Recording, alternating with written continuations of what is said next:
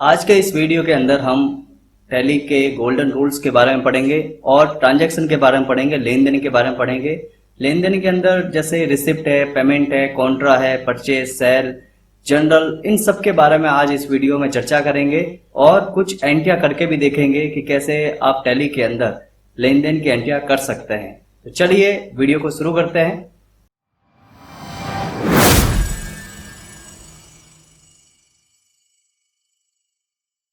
यहाँ पे golden rules लिखा हुआ है।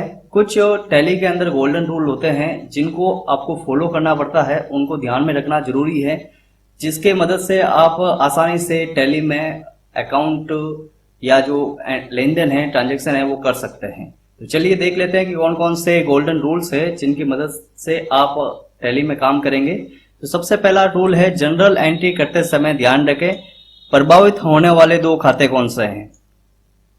दूसरा नियम है, खातों का प्रकार कौन सा है, पर्सनल अकाउंट है, रियल अकाउंट है, नॉमिनल अकाउंट है।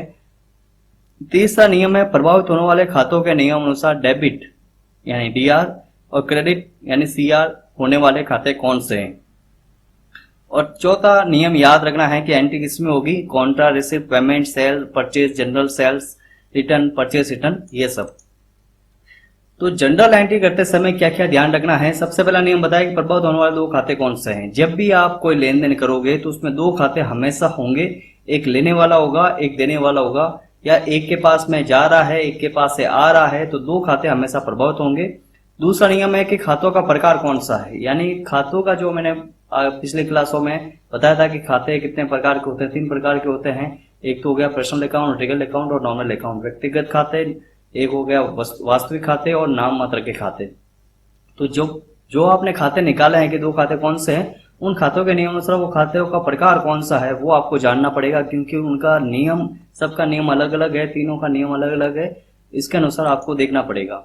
उसके बाद में प्रभावित होने वाले खातों के नियम अनुसार डेबिट और क्रेडिट कौन होंगे, यानी कि आपने सबसे पहले तो खाते देख लिए उस लेन देन में दो खाते कौन से हैं, और उसके बाद में खातों का प्रकार कौन सा है वो भी आपने देख लिया। उसके बाद में आपको देखना है कि डेबिट और क्रेडिट कौन होगा, यानी देने वाला कौन है, लेने वाला कौन है, ये आपको पता लगाना है। और लास्ट में ये है कि एंट्री किस में होगी। ये आगे एंट्रियां हम समझेंगे भी, एंट्रियां कौन कौन सी होती है, किस में एंट्री में कौन सी चीजें आती है, वो सब देखेंगे। फिर दूसरा नियम गोल्डन रूल ये है कि जो भी हम व्यापार में धन या माल लगाते हैं वो सब कैपिटल अकाउंट के अंदर आता है और अकाउंट में मालिक का नाम नहीं आता है। इसका मतलब ये होगा कि जो भी कैपिटल अकाउंट का मतलब होगा कि जो भी हम माल लगा रहे हैं या धन लगा रहे हैं एक व्यापार शुरू करने के लिए, तो उसको कैपिटल अकाउंट कहते हैं। मालिक अकाउंट में मालिक और व्यापार दोनों अलग अलग है। मालिक जो शब्द होता है, मालिक होता है, वो अलग है और व्यापार अलग है। यदि दो पार्टनर है तो कैपिटल अकाउंट के साथ उनका नाम भी आएगा, जैसे प्रकाश अकाउंट और कैश कैपिटल अकाउंट, ये इस तरह से प्रकाश अकाउंट हो गया और कोई भी नाम हो गया, जैसे मान लो महेश अकाउंट हो गया, महेश कैपिटल अकाउंट हो गया, ये इस तरह से। तीसरा नियम यह है कि व्यापार और स्वामी को अलग अलग माना जाता है। व्यापार स्वामी का ऋणी होता है, स्वामी और व्यापार का क्रेडिटर होता है। ये मैंने आपको समझा दिया कि व्यापार अलग है और जो मालिक होता है वो अलग होता है। यानी मालिक पैसा लगाता है व्यापार में आमदनी बढ़ाने के लिए या पैसा कमाने के लिए, प्रॉफिट कमाने के लिए।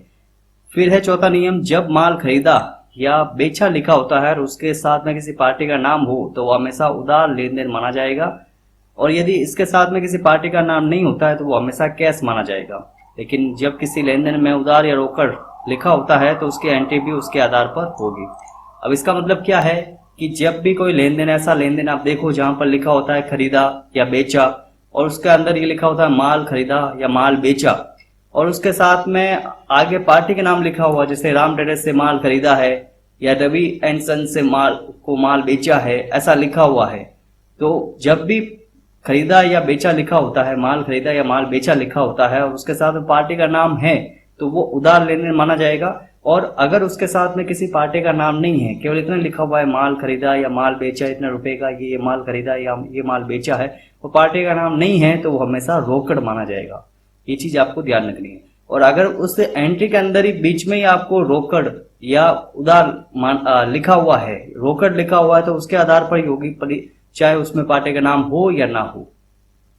अगला नियम है, जो वस्तु या माल बेचने के उद्देश्य से नहीं खरीदी जाती है वो एसेट्स कहलाती है, ना कि परचेस कहलाएगी। इसकी एंट्री पेमेंट जब रोकड़ खरीदी हो और जनरल जब उधार खरीदी हो, वाउचर में की जाएगी। इसका मतलब ये है कि जो वस्तु या माल बेचने के उद्देश्य से नहीं खरीदे जाते हैं, जैसे मान लो फर्नीचर, आप ऑफिस के लिए फर्नीचर खरीदते हो या मशीनें खरीदते हो, मोबाइल है, मोटरसाइकिल है, कोई भूमि आप खरीदते हो जिसका उद्देश्य बेचने का नहीं होता है, तो वो एसेट्स कहलाएगी, संपत्ति कहलाएगी, न कि परचेस में उसकी एंट्री करेंगे। उसकी एंट्री अगर वो रोकड़ उसको पेमेंट कर दिया अगली वाली पार्टी को तो पेमेंट में करेंगे, और अगर उधार खरीदी है तो उसका जनरल में एंट्री करेंगे। फिर अगला पॉइंट क्या है, बैंक अकाउंट किसी व्यक्ति, संस्था या कंपनी के नाम से होने के कारण पर्सनल अकाउंट के अंदर आता है। सिंपल सी बात है, बैंक अकाउंट क्या होता है, किसी व्यक्ति के नाम से या संस्था के नाम से खोला जाता है, तो इसलिए वो एक तरह का पर्सनल अकाउंट है। अब आ जाते हैं शॉर्टकट के बारे में। जब आप एंट्रिया करोगे तो उसमें बहुत सारे शॉर्टकट का यूज करना पड़ेगा, तो ये शॉर्टकट मैंने पहले से ही यहाँ नोट्स में लिख दिए हैं, आप उनको याद रखना है। और जब आप एंट्रिया करोगे तब भी मैं इसको बता दूंगा कि कैसे आप शॉर्टकट का यूज करके उन ऑप्शन का यूज कर सकते हैं। तो शॉर्टकट में पहला है F1 कंपनी सिलेक्ट करना, अल्टर F1 कंपनी बंद करना, F2 दिनांक बदलना, alter F2 date period change करना, F3 ये सब नोट्स है, आप इनको एक बार अच्छी तरह से देख लीजिए और कॉपी के अंदर नोट आउट भी कर लीजिए। F1 का मतलब क्या है, अल्टर F1 का मतलब क्या है, F2 F3 का मतलब क्या है। इनका यूज हम जब एंट्रिया करेंगे, जब अपन टैली खोल कर उसमें काम करेंगे तब इन शॉर्टकट का यूज करेंगे। तो चलिए एक बार देख लेते हैं। आगे अब ऑप्शन आ जाता है ट्रांजैक्शन वाउचर। अब यहाँ पे टोटल 8 तरह के वाउचर है, देख लीजिए कौन कौन से हैं। 8 वाउचर है टोटल। तो सबसे पहला है कॉन्ट्रा। कॉन्ट्रा है, रिसिप्ट है, पेमेंट है, परचेस है, सेल्स है, जनरल है, परचेस रिटर्न और sales return. 1 2 3 4 5 6 7 8 total contra, receipt, payment, purchase, sale, journal, purchase return, sales return. इनके बारे में हम डिटेल से देख लेते हैं। सबसे पहले आ रहा है रिसिप्ट, प्राप्ति या F6 इसका शॉर्टकट है F6। अब रिसिप्ट का मतलब क्या होता है, व्यापार में किसी भी प्रकार की प्राप्ति या रुपए आना, मालिक द्वारा व्यापार शुरू करते समय लगाए गया धन की एंट्री करना। जब किसी पार्टी से चेक या डीडी प्राप्त होता है, जैसे रवि एंड सन से 5,000 रुपए प्राप्त हुए, तो रिसिप्ट वाउचर क्या होता है। रिसिप्ट वाउचर का मतलब ये हो जाएगा, पहले तो हिंदी में इसको प्राप्ति कहते हैं, उसका शॉर्टकट F6 है। यानी व्यापार में किसी भी तरह से अगर कोई पैसा आ रहा है, पैसा प्राप्त हो रहा है, जैसे किसी से भी अगर आप किसी को माल बेचा था और उसका पेमेंट आ रहा है, या आपने किसी से उधार पैसा ले रहे हो, या किसी ने आपको उधार पैसे दिए हैं, जो भी है, किसी भी तरह से अगर कंपनी में या व्यापार में पैसा आता है तो उसको रिसिप्ट कहते हैं। वो पैसा किसी भी तरह से आ सकता है, कैश आ सकता है, चेक द्वारा आ सकता है, डीडी से आ सकता है। अगला ऑप्शन है पेमेंट। F5 इसका शॉर्टकट है और हिंदी में इसको भुगतान कहते हैं। व्यापार में किसी भी प्रकार से भुगतान करना, जब किसी पार्टी से चेक, डीडी या कैश रुपए का भुगतान करते हैं तो उसको पेमेंट कहते हैं। जैसे राम ट्रेडर्स अकाउंट को 15,000 रुपए का भुगतान किया। अब पेमेंट यानी रिसिप्ट जो आपने देखा है उसका जस्ट उल्टा, किसी भी तरह से अगर व्यापार से पैसा जा रहा है, चाहे आपने किसी से उधार माल खरीदा था उसको पेमेंट कर रहे हैं, उसका भुगतान कर रहे हैं, उस बिल का, उस माल का, या आपने किसी को उधार पैसे दिए हैं, है ना, यानी किसी भी तरह से अगर व्यापार में से पैसा जाएगा तो उसको भुगतान कहेंगे, चाहे वो रोकड़ हो, कैसा भी हो, किसी तरह से अगर पेमेंट हो रहा है तो उसको पेमेंट कहेंगे, भुगतान कहेंगे। और रिसिप्ट का मतलब हो जाएगा किसी भी तरह से पैसा आता है, रिसिप्ट, पैसा जाता है, पेमेंट। इसको ध्यान रखना, शॉर्टकट दोनों का याद रखना है। F6 इसका है रिसिप्ट का, F5 है पेमेंट का। आगे बढ़ जाते हैं, कॉन्ट्रा के बारे में देख लेते हैं। कॉन्ट्रा का मतलब बैंक से लेन देन। F4 जब भी बैंक में कैश जमा करवाना हो, या जब बैंक से कैश निकालना हो, या डिपॉजिट और विड्रॉल करना, जैसे बैंक में 15,000 रुपए जमा करवाए और बैंक से रुपए निकाले। कॉन्ट्रा के अंदर केवल ओनली फॉर कैश और बैंक ही आएगा। यानी अगर आपके पास में कैश इकट्ठा हो जाता है और अगर आप बैंक में खाता खुलवाकर बैंक में पैसा जमा करवाते हो, उसकी एंट्री कॉन्ट्रा में करेंगे। और अगर आप चाहते हैं कि भाई बैंक में मुझे कैश की जरूरत है, कैश नहीं है अपने पास में, बैंक में जाकर आप चेक भर के, सेल्फ चेक भर के पैसे उठाते हो, तो उसकी एंट्री भी कॉन्ट्रा में करेंगे। सिंपल सी बात है, अगर आप बैंक जाकर पैसे जमा करवाते हो या बैंक से पैसे निकालते हो, उसकी एंट्री कॉन्ट्रा में होगी। इसके अलावा कोई दूसरी एंट्री इसके अंदर नहीं होती है। रिसिप्ट के अंदर किसी भी तरह का कोई अगर आप किसी भी तरह से अगर पैसे आ रहे हैं अपने व्यापार में तो उसके एंट्री रिसिप्ट में करेंगे। पेमेंट का मतलब ये हो जाएगा किसी भी तरह से अगर भुगतान कर रहे हैं उसको पेमेंट करेंगे। कॉन्ट्रा का मैंने मतलब बता दिया। बैंक से लेन देन करेंगे, बैंक में यानी पैसे जमा करवा रहे हैं या बैंक से पैसा जब निकाल रहे हैं, बस डिपॉजिट करना, विड्रॉल करना, ये कॉन्ट्रा के अंदर आएगा। इसका शॉर्टकट F4 है। अब आगे आ जाते हैं परचेस के बारे में देख लेते हैं। परचेस यानी खरीद करे, शॉर्टकट है F9। इसका मतलब हो जाएगा किसी व्यक्ति संस्था से उधार या रोकड़ माल खरीदना। उदाहरण के लिए राम ट्रेडर्स से 15,000 रुपए का माल खरीदा। परचेस का मतलब इतना सा समझो, अगर आप कोई माल बेचने के उद्देश्य से खरीद रहे हो, अगर कहीं लिखा हुआ है कि राम ट्रेडर्स से 5,000 रुपए का या 15,000 रुपए का माल खरीदा, तो जब माल खरीदा लिखा हुआ है, पार्टी का नाम लिखा हुआ है और उसे उधार या रोकड़ माल खरीद रहे हैं तो उसको परचेस कहेंगे। ऐसी वस्तु नहीं जिसको आप बेचने के उद्देश्य से नहीं खरीद रहे हो। ऐसा भी आ सकता है कि फर्नीचर खरीदा, इसमें भी खरीदा शब्द लिखा हुआ है लेकिन वो संपत्ति है, वो माल नहीं है। तो केवल परचेस शब्द का यूज उसी के लिए करेंगे या परचेस में वही एंट्रियां करेंगे जो आगे बेचने के उद्देश्य से आप कर रहे हो। यानी जिसका उद्देश्य बेचना नहीं है ना, जिसका उद्देश्य बेचना नहीं है उसको परचेस में नहीं करेंगे, वो माल नहीं है। केवल माल शब्द जो आ रहा है, जिसका आप लेन देन करते हो, उसी को अगर आप खरीद रहे हो तो वो परचेस के अंदर करेंगे। इसको हिंदी में कहते हैं खरीदना या क्रय, और F9 में इसका शॉर्टकट है। आगे आ जाता है सेल, बेचना, फिक्रे F8 शॉर्टकट है इसका। किसी व्यक्ति या संस्था को उधार माल बेचना, जैसे रवि एंड सन्स को 17,000 रुपए का माल बेचा। अब देखो सेल का मतलब क्या होगा, जो माल मैंने खरीदा था वो मेरे पास में स्टॉक में पड़ा है, दुकान में पड़ा है, वो माल अगर मैं बेच रहा हूं तो उसको सेल्स कहें। तो ये आपने 15,000 का माल खरीदा और उसको 17,000 में बेच रहे हो तो वो सेल कहलाएगा। ठीक है, सेल जो माल खरीदा उसी को, जो माल खरीदा था उसी को बेच सकता है, ना कि कोई फर्नीचर खरीदा था उसको बेच रहे हैं, मोबाइल खरीदा था उसको बेच रहे हैं, वो सेल के अंदर नहीं आएगा, याद रखना। उसके बाद में आ जाता है परचेस रिटर्न, क्रय वापसी, शॉर्टकट है कंट्रोल F9। खरीदा हुआ माल किसी भी कारण से पार्टी को वापस भेजना, जैसे माल खराब निकलना, माल टूट फूट हो जाती है, ऑर्डर से अलग आना, जैसे राम ट्रेडर्स को माल खराब निकलने से माल वापस किया 2,000 रुपए का। परचेस रिटर्न का मतलब क्या होता है, जब आप माल खरीदते हो और माल में कुछ गड़बड़ी हो जाती है, आपने जो ऑर्डर दिया था वो ऑर्डर नहीं आया, माल ट्रांसपोर्ट में आते समय टूट फूट हो गई या माल खराब निकला या माल में कुछ प्रॉब्लम है, वो अगर आपको प्रॉब्लम है और वापस से उसको रिटर्न कर रहे हो, माल वापस से भेज रहे हो, तो वो कहलाएगा परचेस रिटर्न। सिंपल सी बात है, सिंपल है कि भाई जो भी माल खरीदा था अगर उसमें कुछ भी कोई कमी रहती है और वापस से आप इसको, जिससे आपने खरीदा था सप्लायर से, सन्ड्री क्रेडिटर से खरीदा था, वो माल वापस से आप भेज रहे हो तो परचेस रिटर्न कहलाएगा। सेल्स रिटर्न क्या होता है, विक्रय वापसी, बेचा हुआ माल किसी कारण से पार्टी से वापस आना, जैसे माल खराब निकला, माल टूट फूट हो जाती है, वही सेम चीज रवि ने माल खराब निकलने से माल वापस किया 1,000 रुपए का। सेल्स रिटर्न, जैसे माल आपने बेचा था और उसमें कोई कमी रह गई, वही टूट फूट वगैरह जो भी कारण हो और वो माल वापस अपने पास में आता है, उसको सेल्स रिटर्न कहते हैं। आगे बढ़ जाते हैं और जनरल के बारे में देख लेते हैं। लास्ट ये जनरल है, 8वां पॉइंट F7 इसका शॉर्टकट है। जो एंट्री किसी और वाउचर में ना हो उसे जनरल वाउचर में करते हैं, जैसे माल चोरी हो जाती है, कमीशन, माल जलना, खराब होना, घर में माल देना या दान पुण्य में माल देना, रुपए देना आदि। यानी जनरल में वो एंट्रियां करेंगे जो ऊपर 7 एंट्रियों में नहीं होती है, ना तो परचेस में होती है, ना सेल में होती है, ना सेल परचेस पर पेमेंट रिसिप्ट में, कॉन्ट्रा में, परचेस रिटर्न, सेल्स रिटर्न किसी में नहीं होती है। वो एंट्री आप जनरल में कर सकते हो। जनरल में आप कोई भी एंट्री कर सकते हो, सेल, परचेस, पेमेंट रिसिप्ट, किसी की भी एंट्री आप कर सकते हो जनरल वाउचर में। यानी जनरल एक कॉमन एंट्री है जिसमें आप किसी का भी एंट्री वाउचर कर सकते हैं। अब आ जाते हैं यहाँ पे ट्रांजैक्शन एक्सरसाइज देख लेते हैं। ट्रांजैक्शन लेन देन क्या क्या है, यहाँ पे मैंने कुछ एक्सरसाइज दी है। ये एक्सरसाइज मैं आपको वीडियो के नीचे डिस्क्रिप्शन बॉक्स में भी दे दूंगा, वहां से आप इसको अच्छी तरह से प्रैक्टिस कर सकते हो।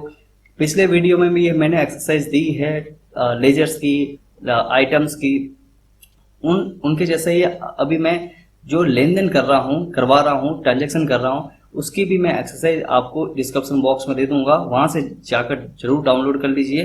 तो सबसे पहले यहाँ पे पहला ट्रांजैक्शन आ रहा है 1 तारीख 1/4/2020 को प्रकाश ने व्यापार प्रारंभ किया 2 लाख रुपए से। तो यहाँ पे सबसे पहले जो नियम है, गोल्डन रूल हमने सीखा था, उसमें बताया था कि सबसे पहला है कि प्रभावित होने वाले 2 खाते कौन से हैं। तो इसमें 2 प्रभावित होने वाले 2 खाते कौन से हैं? देखो, एक है प्रकाश। अब प्रकाश कौन है? मालिक है, और मालिक के खाते को कहते हैं कैपिटल अकाउंट। ठीक है, प्रकाश जो है उसका नाम नहीं आएगा। गोल्डन रूल्स में हमने सीखा है कि इसमें मालिक का नाम नहीं आता है। देखो यहाँ पे पहला तो ये है, जो भी हम व्यापार में, ठीक है, ये देखो दूसरा पॉइंट ये है, जो भी हम व्यापार में धन या माल लगाते हैं कैपिटल अकाउंट के अंदर आता है, और अकाउंट में मालिक का नाम नहीं आता है, ये चीज है। तो उसमें पहली एंट्री हमने यहाँ पे आ रही है कि भाई प्रकाश ने व्यापार प्रारंभ किया। तो इसमें क्या होगा कि जो भी हम व्यापार में पैसा लगाते हैं, धन लगाते हैं, उसको कैपिटल अकाउंट कहते हैं। अब 2 लाख रुपए कैसे आए? कैश आए। यहाँ पे कहीं पर भी कुछ नहीं लिखा हुआ, तो कैश मानना उसको। ठीक है, तो 2 खाते कौन सा हो गया? एक तो प्रकाश का खाता हो गया, प्रकाश मालिक है, और मालिक को खाते को कहता है कैपिटल अकाउंट। क्यों कहते हैं? क्योंकि जो भी माल या पैसा लगाते हैं तो उसको कैपिटल कहते हैं। ठीक है, और व्यापार का खाता कौन सा हो जाएगा? व्यापार का खाता कैश अकाउंट हो जाएगा, क्योंकि मालिक है, एक अलग मालिक हो गया और एक व्यापार हो गया। तो मालिक पैसा दे रहा है, कैश दे रहा है व्यापार को कैश अकाउंट में। तो 2 खाते तो हो गए, एक तो हो गया कैपिटल अकाउंट और दूसरा हो गया कैश अकाउंट। प्रभावित होने वाले खातों के नियम अनुसार CRDR कौन होगा, या कौन से प्रकार, कौन सा खाते का प्रकार कौन सा है? कैपिटल अकाउंट पर्सनल अकाउंट है, क्योंकि ये व्यक्ति के नाम से खोला गया है। और दूसरा कैश अकाउंट, कैश एक वस्तु है तो ये रियल अकाउंट है। 2 चीजें आपको समझ में आ गई। उसके बाद में आगे ये CRDR कौन होगा? देने वाला और लेने वाला कौन होगा? देखो, व्यक्तिगत का नियम ही है कि जो पाने वाला है उसको डेबिट करना है, जो देने वाला है उसको क्रेडिट करना है।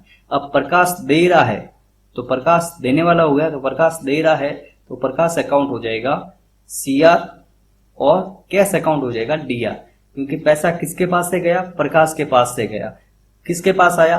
कैश अकाउंट, व्यापार में आया। तो जो व्यापार में पैसा आता है तो DR करना है, और प्रकाश देने वाला है इसलिए CR करना है। इसकी एंट्री कैसे करेंगे? हम टैली ओपन कर लेते हैं, वर्क इन एजुकेशन मोड पे जाते हैं, सिलेक्ट कंपनी है, जो हमारी पिछली कंपनी चल रही थी वही ओपन कर रहा हूं मैं। पासवर्ड दे देते हैं, नाम, यूजर नेम और पासवर्ड। तो पिछले वीडियो हमने अकाउंट इन्फो के बारे में देख लिया, इन्वेंट्री इन्फो के बारे में देख लिया। आज हम ट्रांजैक्शन कर रहे हैं अकाउंटिंग वाउचर के अंदर। अकाउंटिंग वाउचर में जाते हैं तो फर्स्ट एंट्री इसमें पेमेंट वाउचर दिखाई दे रहा है, उसकी जगह यहाँ पे शॉर्टकट दिया हुआ है। देखिए यहाँ पे F और कॉन्ट्रा है, पेमेंट खुला हुआ है इसलिए वो हल्का दिखाई दे रहा है। F6 रिसिप्ट है, जनरल है, sales, credit note, debit note, purchase, debit note हो गया। ये सब एंट्री यहाँ पे दी हुई है, शॉर्टकट दी हुई है। तो अभी आपको फर्स्ट एंट्री यहाँ पे मैंने बता दिया कि प्रकाश 1 तारीख को प्रकाश ने व्यापार प्रारंभ किया 2 लाख रुपए से। तो सबसे पहले खाते आपने समझ लिया कि एक तो प्रकाश का खाता हो जाएगा जिसको कैपिटल अकाउंट कहते हैं, एक कैश अकाउंट हो जाएगा व्यापार का खाता। एंट्री किस में होगी? देखो मैंने बताया रिसिप्ट के बारे में। रिसिप्ट का मतलब हो जाएगा किसी भी तरह से अगर पैसा प्राप्त हो रहा है व्यापार में, किसी भी प्रकार से रुपए या पैसे आते हैं, या मालिक द्वारा व्यापार शुरू करते समय लगाए गए धन की एंट्री जब किसी पार्टी से चेक डीडी प्राप्त होता है, यानी जो व्यापार में जो मालिक है उसकी जो एंट्री करते हैं, फर्स्ट एंट्री जो करते हैं उसकी भी एंट्री रिसिप्ट में करेंगे। तो पहले ही एंट्री क्या होगी? रिसिप्ट में होगी। तो क्या क्या चीजें होगी? एक तो रिसिप्ट में होगी, खाते कौन से हो गए वो चीज। इसको मैं थोड़ा अलग से आपको बता देता हूँ। चलो एक नोटपैड खोल लेता हूँ मैं यहाँ पे।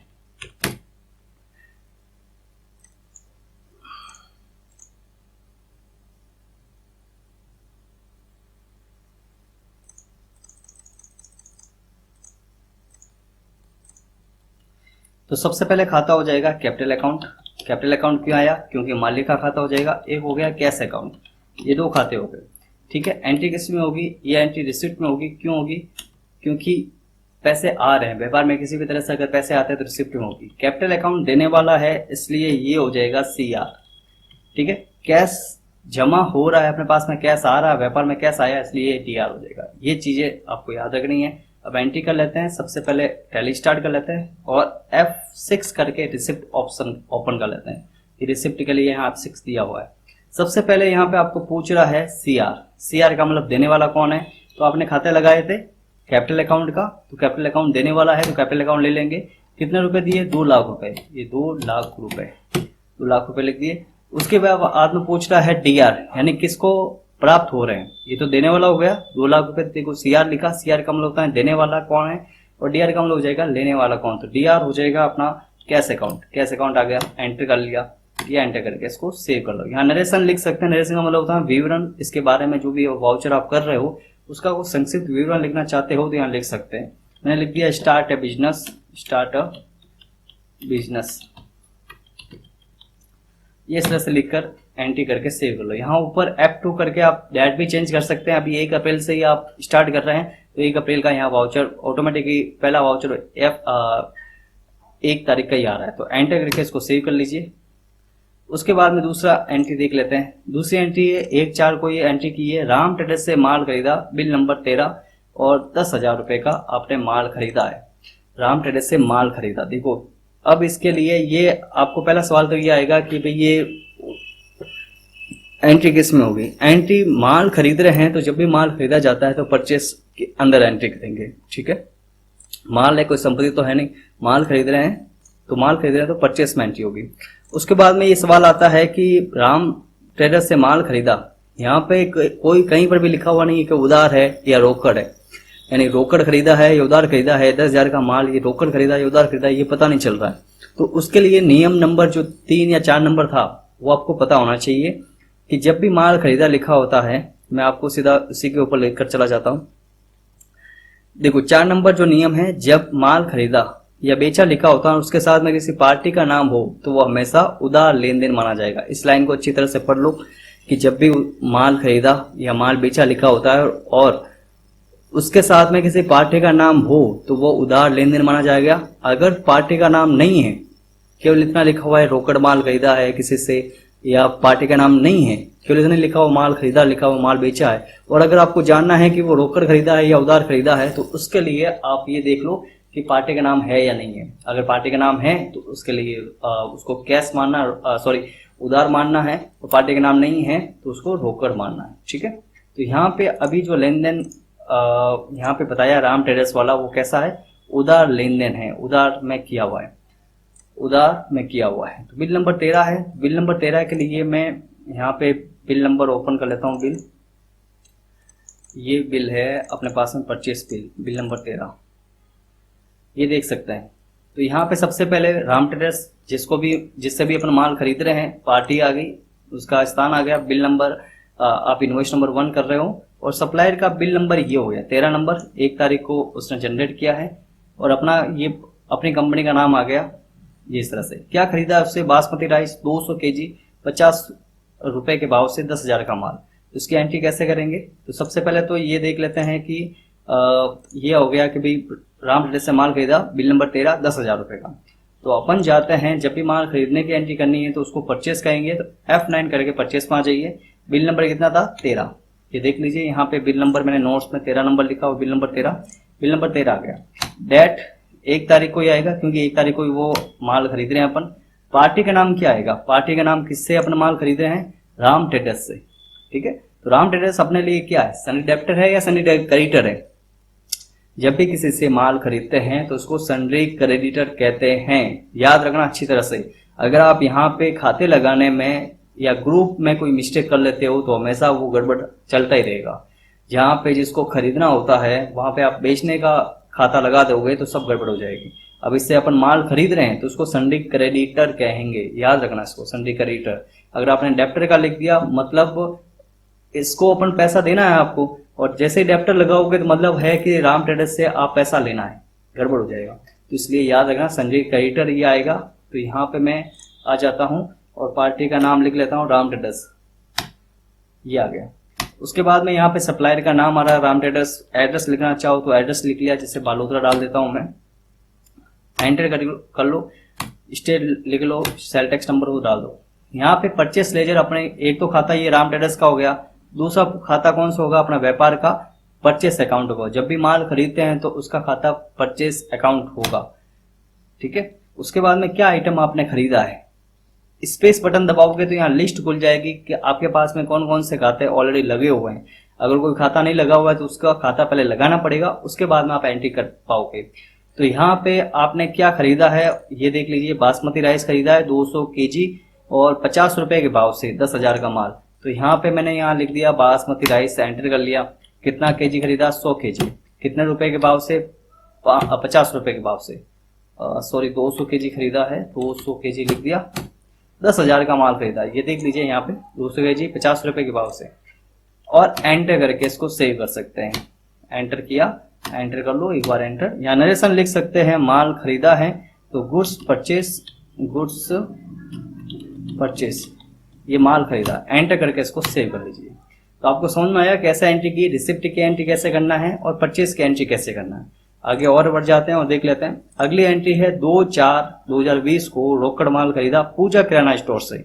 अब देखो यहाँ पे पूजा किराना स्टोर मैंने कोष्टक में लिखा है, लेकिन आगे क्या लिखा है? रोकड़ माल खरीदा, बिल नंबर 21 5,000 रुपए का। ठीक है, 5,000 का माल खरीदा। अब क्या माल खरीदा है उसके लिए ये बिल ओपन कर लेता हूं मैं। ये बिल ओपन कर लेता हूं, पूजा किराना स्टोर। अब देखो किससे खरीदा? पूजा किराना स्टोर से। 2 नंबर बिल है। ठीक है, ये सोयाबीन ऑयल वगैरह आ रहा है। ठीक है, तो यहाँ पे बिल ओपन हो रहा है। क्या माल आपने खरीदा? सोयाबीन ऑयल 100 केजी 50 रुपए के भाव से 5,000 का। तो ये अपन टैली ओपन कर लेते हैं, उसकी एंट्री कर लेते हैं। सबसे पहले बिल नंबर कितना है? बिल नंबर वापस से देख लेते हैं एक बार। यहाँ पे बिल नंबर 21 21, तो 21 यहाँ पे मैंने बिल नंबर लगा दिया। तारीख चेंज करनी पड़ेगी क्योंकि तारीख है कितनी? 2/4/2020। 2/4 F2 किया, यहाँ पर 2 लगा दिया, 2 अप्रैल। ठीक है, लेकिन यहाँ पे ये चेंज नहीं हो रहा है, एंटर कर रहा हूँ नहीं हो रहा है, क्योंकि आप बिल की जो पार्टी की जो पार्टी ने आपको बिल दिया उसकी तारीख तो 2 लगा रहे हो, लेकिन आप एंट्री कर रहे हो 1 तारीख में। पॉसिबल ही नहीं है ना। आप पहले ही एंट्री कैसे कर पाओगे? आपको अगले वाले पार्टी आपको बिल देती है उसके बाद ही तो आप एंट्री करोगे। लेकिन यहाँ पे जो आप कंप्यूटर की जो तारीख है वो 1 अप्रैल है, उसकी जगह आपको चेंज करना पड़ेगा। F2 करेंगे और 2/4 कर लेंगे। अब यहाँ पर भी 2/4 हो गई, यानी आपने बिल आया 2/4 को, आप उसी दिन 2/4 को आप एंट्री कर रहे हो तो चल जाएगा। लेकिन उल्टा आप करोगे कि 2/4 को तो बिल आया क्या, और आप 1/4 को एंट्री करोगे तो नहीं होगा, इसका ध्यान रखना। तो एंट्री करेंगे, सही हो जाएगा। अब पार्टी का नाम क्या है, किससे आपने खरीदा है, याद रखना। यहाँ पे रोकड़ माल खरीदा जा रहा है, रोकड़ माल खरीदा जा रहा है पूजा किराना स्टोर से। तो जब भी माल खरीदा जाता है रोकड़, तो यहाँ पे पार्टी का नाम कैश आएगा। क्या आएगा? कैश, रोकड़ आएगा, ध्यान रखना। जब भी आप रोकड़ माल खरीद रहे हो तो पार्टी का नाम यहाँ पे जब एंट्री करोगे वहां तो कैश आएगा, लेकिन यहाँ पे सप्लायर की जगह आप उसका नाम लिख सकते हैं, पूजा किराना स्टोर। ये इस तरह से पार्टी का जहां पर भी एड्रेस है और एड्रेस डाल दीजिए, स्थान डाल दीजिए, जो भी है। अब माल खरीदे हैं तो परचेस अकाउंट ही आएगा। क्या आइटम आपने खरीदा इससे, वो आइटम यहाँ पे ये तो हो गई एंट्री। ये बिल नंबर, ये बिल हो गया। सोयाबीन ऑयल खरीदा आपने 100 केजी 50 रुपए के भाव से। तो यहाँ से मैं वापस से टैली में जाता हूँ, यहाँ लिख दिया सोयाबीन ऑयल। खाता पहले से लगा होना चाहिए, तभी आप यहाँ पे देख सकते हो। इसलिए मैंने पहले खाते लगाना, आइटम का स्टॉक लगाना, वो सब कुछ समझाया है, बताया है। अगर आपको ये समझ में नहीं आया तो पीछे मैं आपको लिंक दे दूंगा, उस लिंक पे क्लिक करके आप वीडियो को देख सकते हैं। ऊपर लिंक दूंगा मैं, उस लिंक पे क्लिक करके आप वीडियो को देखकर खाते लगाना सीख सकते हैं। स्टॉक आइटम वगैरह कैसे लेजर लगाना है, कैसे स्टॉक ग्रुप लगाना है, खाता कैसे लगाना, वो सब कुछ सीख सकते हो। तो सोयाबीन ऑयल खरीदा है 50 केजी 100 रुपए के भाव से 5,000 का। यहाँ पे बिल नंबर ये बता दिया मैंने। 100 क्वांटिटी, सॉरी मैंने उल्टा कर दिया, 100 क्वांटिटी है, 100 लीटर खरीदा है 50 रुपए के भाव से 5,000 का माल। एंटर करके इसको सेव कर लीजिए और यहाँ लिख सकते हैं गुड्स परचेस, ये इस तरह से एंटर करके सेव कर लीजिए। चलो अगली एंट्री आ जाते हैं वापस से 2/4/2020। मोन एंड सोन कंपनी से नकद माल खरीदा, बिल नंबर 25। अब यहाँ पर भी वही सेम चीज जो ऊपर आपने देखा है, मोन एंड सोन कंपनी आ रही है, पार्टी का नाम लिखा हुआ है, लेकिन नकद खरीदा है। तो नकद में जब भी रोकड़ माल खरीदा जाता है तो पार्टी का नाम नकद आएगा और उसके डिटेल के अंदर नीचे मोन सोन कंपनी लिख सकते हैं। सीधा सा अपन सीधा बिल नंबर 25 7,000 का माल खरीद रहे हैं तो आ जाते हैं बिल नंबर 25। किस तारीख को? 2/4 को ही कर रहे हैं। और यहाँ पे कैश आएगा, ध्यान रखना। यहाँ पे पार्टी का नाम नहीं लिख लेना, ऊपर पार्टी का नाम, यहाँ पे पार्टी का नाम लिखना है Mohan and son company. Party कहाँ की है वो डाल दो, ये डाल दिया मैंने। परचेस अकाउंट आ जाएगा। क्या माल खरीदा है तो इसके लिए मैं बिल नंबर 25 खोल लेता हूँ। ये बिल नंबर 25 मोहन सोन रेड चिली पाउडर खरीदा 100 केजी 70 रुपए के भाव से। तो यहाँ पे मैं लिख लेता हूँ रेड चिली, यहाँ पे 100 kg 70 रुपए भाव से 7,000 का माल खरीदा है। इस तरह से ये एंट्री कर सकते हैं। अगली एंट्री देख लेते हैं। 1/5/2020 को भवन खरीदा, बिल्डिंग अकाउंट आएगा, बिल्डिंग भवन खरीदा 1 लाख रुपए का। अब यहाँ पे खरीदा लिखा हुआ है, इसका मतलब ये नहीं कि परचेस में कर दो, ये कोई माल नहीं है, बिल्डिंग है, भवन है, जिसको आप बेचने के उद्देश्य से नहीं खरीद रहे हो, आगे अपने व्यापार को आगे बढ़ाने के लिए आप कर रहे हो, तो ये माल नहीं है, इसलिए इसको परचेस में नहीं करेंगे। और इसका पेमेंट भी दे चुके हैं, क्योंकि कहीं पर भी पार्टी का नाम नहीं लिखा हुआ है, जिससे भी आप खरीदे उसका नाम नहीं लिखा हो। तो 1 लाख रुपए इसको समझना है कि कैसे खरीदा है। तो उसकी एंट्री कैसे करेंगे, किसमें करेंगे, पेमेंट में।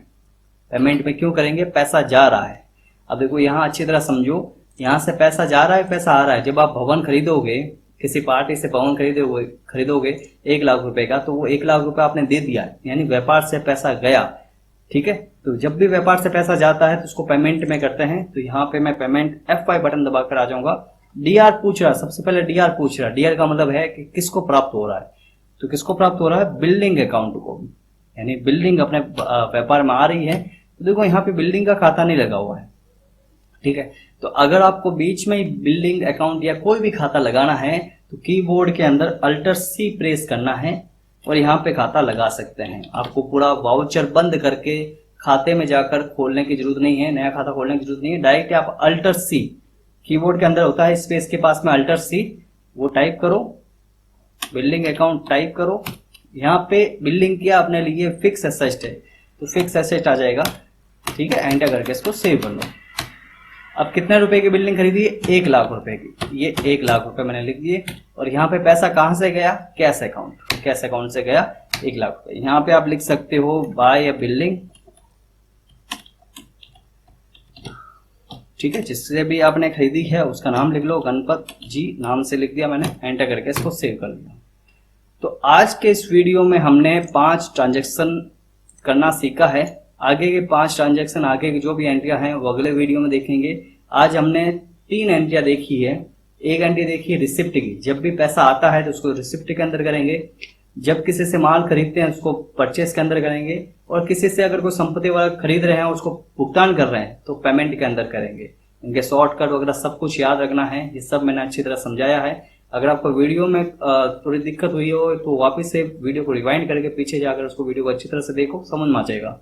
इसकी एक्सरसाइज में आपको यहाँ पे भी देख सकते हो, वीडियो के अंदर भी देख सकते हो। बाकी तो ये सिंपल सी एक्सरसाइज है, वो मैं आपको वीडियो के डिस्क्रिप्शन बॉक्स में दे दूंगा।